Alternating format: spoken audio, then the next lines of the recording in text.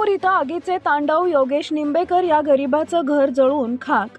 मूर्तिजापूरमध्ये केसरी Nandan colony सिरसो road Murtijapur येथील योगेश निंबाळकर यांच्या घराला आज अंदाजे सकाळी 8:30 ते 9 वाजेच्या दरम्यान आग लागली. सुदैवानं प्राणहानी टळली, तरी पण योगेश निंबेकर या गरिबाचं घराचं संपूर्ण नुकसान होत अंदाजे 2 ते 3 लाख रुपयांचं नुकसान झालं आहे. योगेश निंबेकर हे गरीब गृहस्थ व्यक्ती पाणीपुरीचा व्यवसाय करतात व ते केसरी नंदन इथं आपल्या परिवारासोबत वरच्या मजल्यावर आपल्या परिवारासोबत राहतात.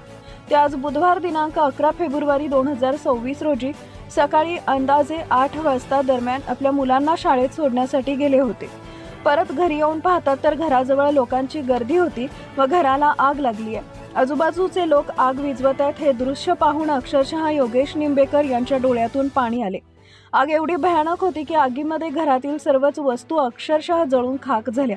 यामध्ये त्यांचे काही महत्त्वाचे कागदपत्र, फ्रीज, टीव्ही, कूलर, सोफा, दिवाण, कॉम्प्युटर, लाकडी अलमारी व बरीच महागडे वस्तू व कपडे 25,000 रुपयाचे असे जळून खाक झाले. तरी त्यांचे अंदाजे 2 ते 3 लाख रुपयांपर्यंत आर्थिक नुकसान झालंय. घटनेची माहिती मिळताच तहसीलदार यांनी पटवारी यांना पंचनाम्यासाठी पाठवले. तसेच सिरसो ग्रामपंचायतचे ग्रामसेवक सदस्य यांनी सुद्धा घटनास्थळी भेटी दिल्या.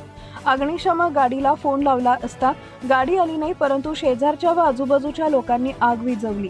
या आगीमुळे एक कुटुंब उघड्यावर पडलंय, तरी शासनानं त्यांना आर्थिक मदत द्यावी अशी त्यांची समस्त नागरिकांची व मालकांची इच्छा आहे. सोडाली त्यापर्यंत आलो मी घराली. आगाची लागली की काहीच नाही उरलं घरातलं. नाव सांगा. नाव योगेश नारायण स्वामी लिंगवार, राहणार केसरी नंदन मूर्तिजापूर. अंदाजे तरी किती लाखाचं नुकसान आहे तुमचं?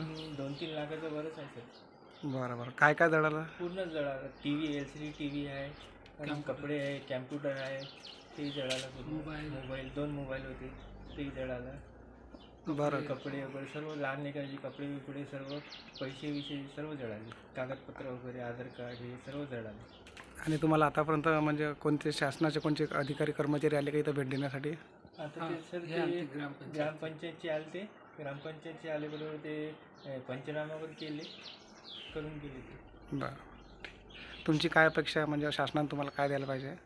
बस काही नाही, फक्त असं थोडी भरपाई पाहिजे फक्त थोडं. ठीक आहे. ठीक आहे.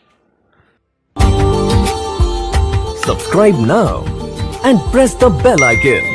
Never miss an update.